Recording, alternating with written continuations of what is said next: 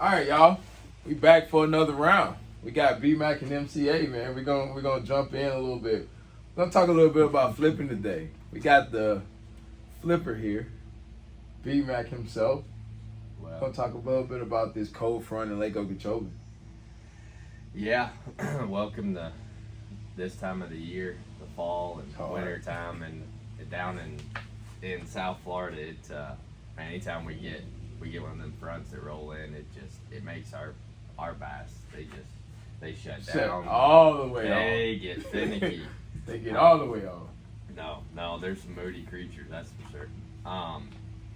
So I mean, it's not a big secret. It's not like we're the first ones to do a video on this, but just to reiterate, like it is going to be a tough day, and it would pretty much is going to be strictly flipping is the way I would approach it.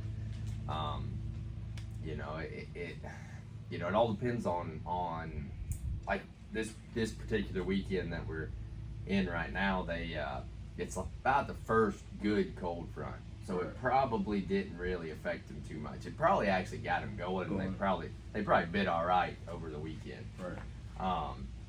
But as we start getting the fourth one and the eighth one that comes through, and all through January and early February, it makes it tougher and tougher and tougher. So, and it just keeps the water temp down, and our stingy bass, dude, if it's not optimal, they like it 65 or above. You can catch them at 60, or maybe they still have to eat. They can literally snow down here, and you'd catch them at some point during the day. But yeah, it's tough, man. They get finicky, they shut down. So I mean, the best thing to do is they love bearing up in whatever thick stuff they can find, whether it's. So given the conditions right now, like we've had probably 2 days of like some really, really cool weather. Yeah. Right? I think the water temperatures has it probably dropped a little bit today, but yesterday it was probably still fairly warm. Yeah, and that probably didn't. That probably usually the first 1 or 2 fronts that we get this time of the year, it usually helps trigger. It helps trigger them to bite. It right. helps them, they start coming in off the main lake. They start setting up, knowing it's time to spawn, and right. So this is like my favorite time of the year to fish, honestly. Like that transition. Yeah, I like that late September, October, November, time frame, and then I really love, like March and April and May. Right. Just before it get. So basically, I think I'm a fair weather fisherman. So I like it when it's starting to get. When it's not real hot and it's starting to transition into cooler weather. Right. I like to go out there and fish, and then when it gets real cold, I want to stay in the house and watch football. Right. Everybody. Yeah. Hey, bro, it sucks on Lake Okeechobee, bro. And I guess it really sucks for me because it's like when these bags, when they get cold, like how it's been in transition here, and they hunker down, like you literally probably looking for 2, 3, 4 bites, bro, the whole day. It gets that tough. Yeah, my general rule of thumb is when it's a nasty day like this, you hope to get a bite or 2 bites an hour as it goes, as the day progresses. But usually at some point, whether it's that 12, 1 o'clock, 2 o'clock, 3 o'clock window, they'll actually bite. Like they'll bite. You'll catch, you may get 3 or 4 bites in an hour, and that may be all. You may get 10 or 12. Right. But there's usually one magical hour that's better than the rest of them. So you just try to make hay and catch some 3-pounders in between. And you'll be all right. Yeah, that's it. And don't miss, because they don't give you many opportunities, and they just do not get your bait really good. And when it gets cold, they dip it. So I've been told since I've been back, bro, that a smaller presentation when it gets colder like those little, small baits, like are very good baits to use when it gets cold. Yeah, I mean it is because usually when I don't know if it's necessarily the actual size of the bait gets you more bites or doesn't, but a small compact bait goes through the mats easier. Right. And anytime in South Florida we have a cold front, we have 20 to 25 mile an hour winds.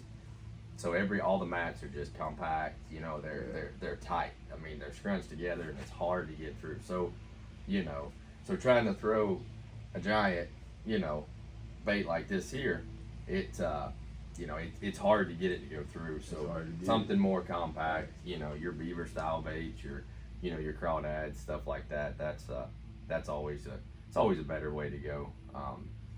How much does color matter when it get cold, or does it not? I don't think color. I don't think really color matters. Yeah, I was gonna say. No. I don't think it matters at all, to be honest. No. I mean, it's whatever your preference is. I've seen guys, say, in dirty water, whatever, definitely go black and blue, or just like dark colors.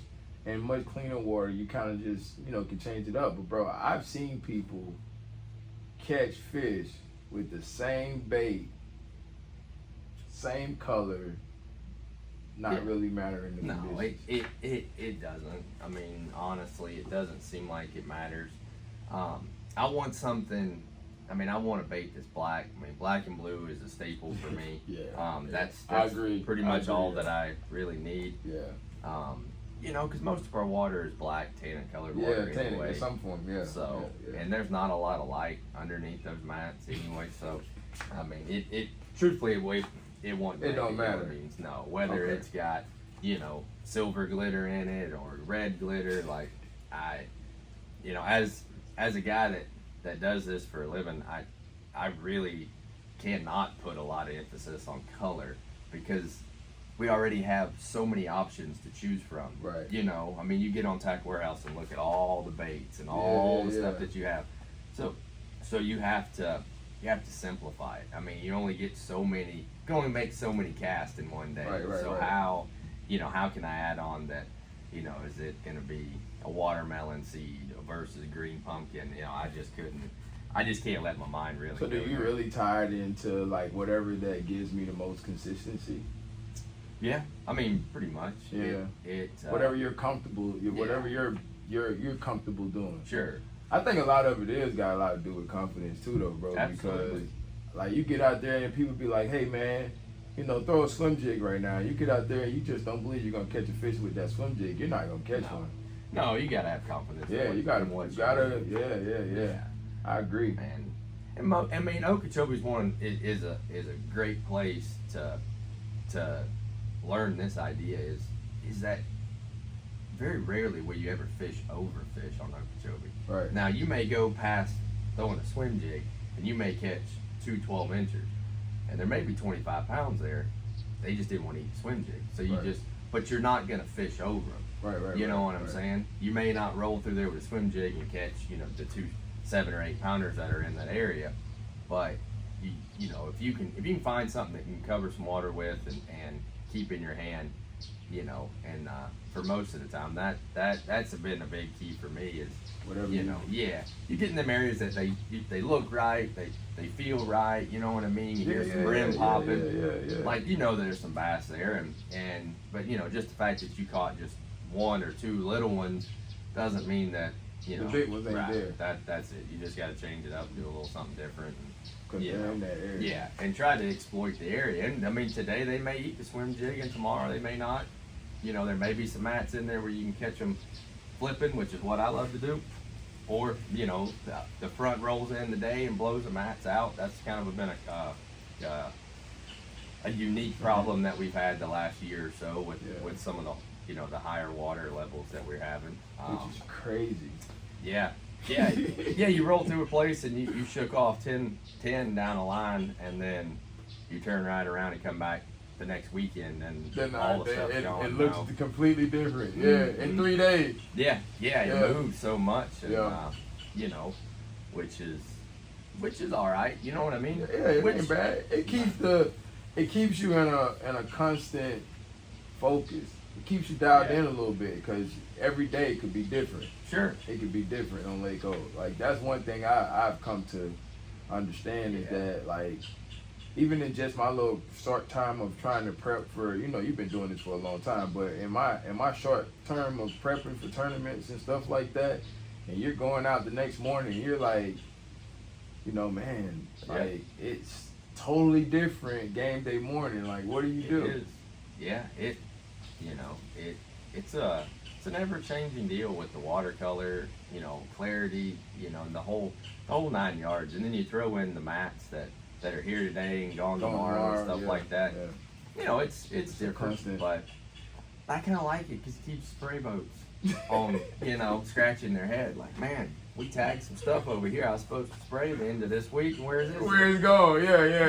They're having a hard time searching. I'd much rather fish live mats, naked reeds than I would for them to have mats in it today and they spray it and kill the reed. And it's going. Go out there and it's gain green tomorrow. That's it. Yeah. Right. I totally agree because I remember going out for the last rolling series and I was like, man, you know what?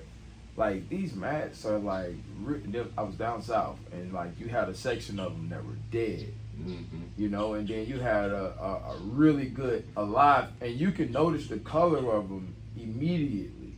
Like, even from afar, you can be like, man, they look dark over there. They dead. Yeah. Versus those live ones that then came in and they look and they hold fish. Like, that's the beautiful part. No. They hold fish.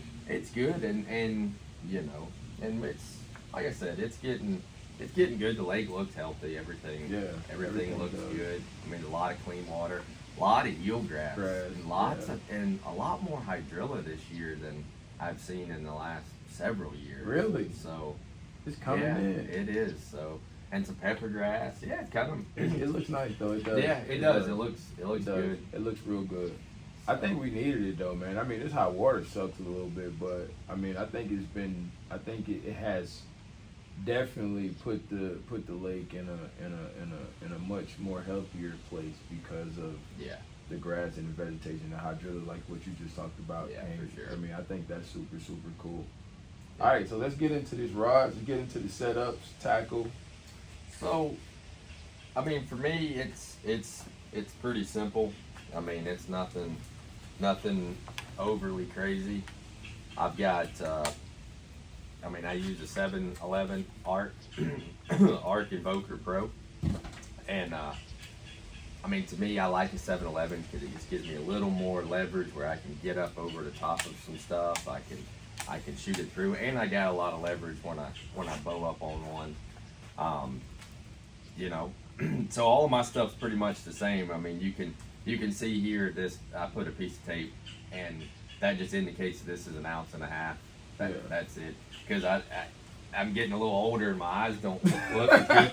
When I keel over at the feet there and I'm looking for 1.25 ounces. Well, 1.25 ounces looks a lot like 1.5 ounces. Right. Or an ounce. So I just have to simplify it, color code my stuff.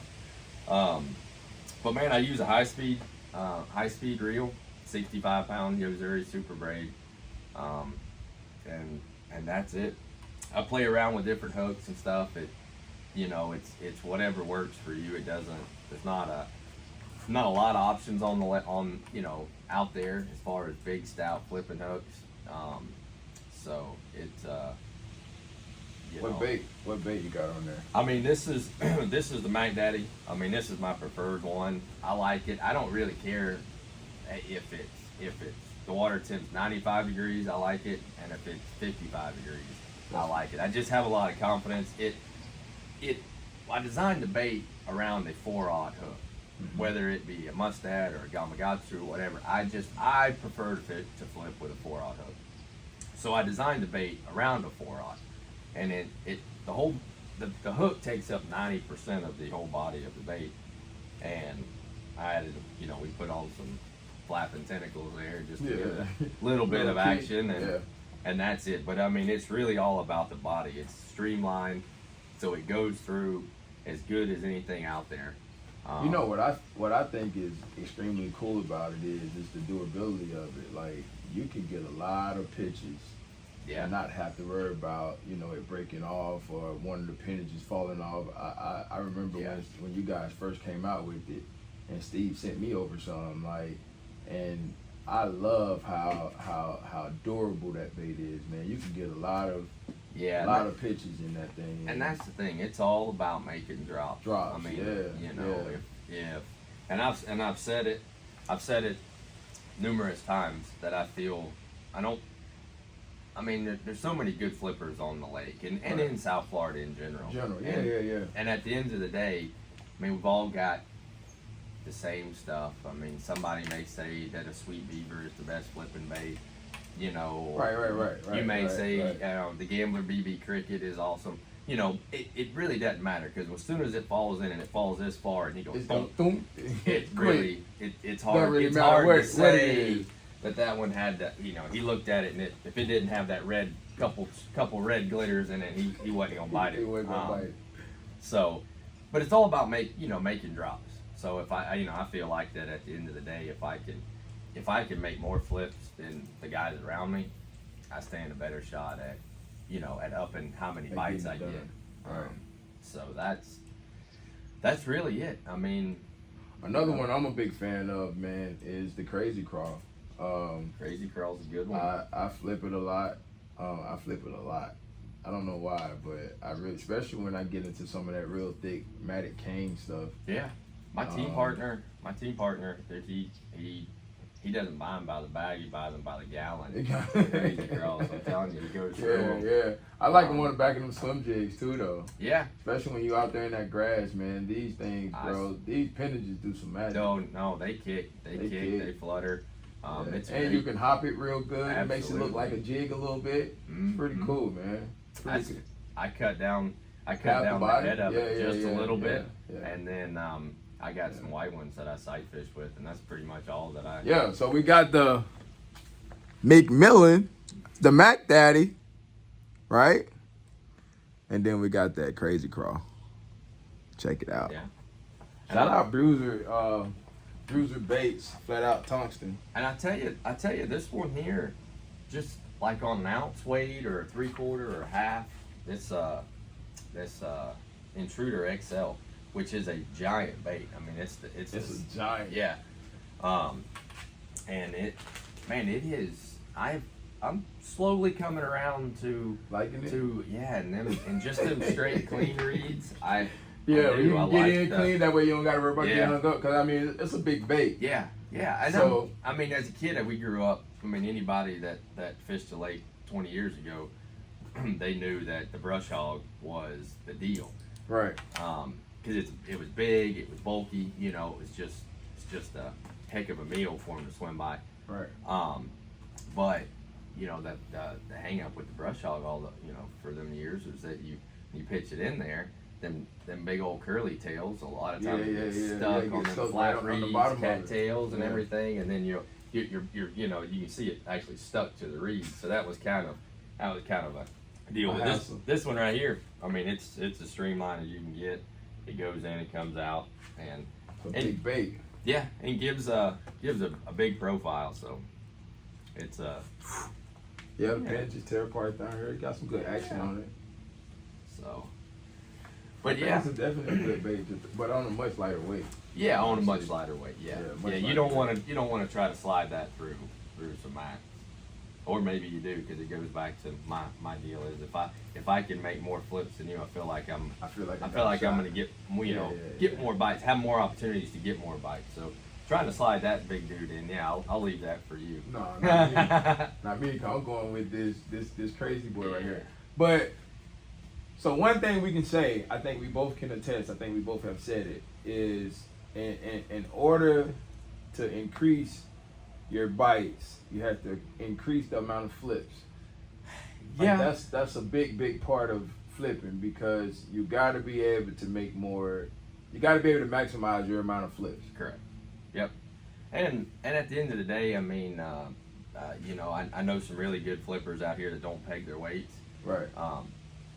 They can stay in tune with their bait and their weight and everything all at the same time, and when it all falls through the mat.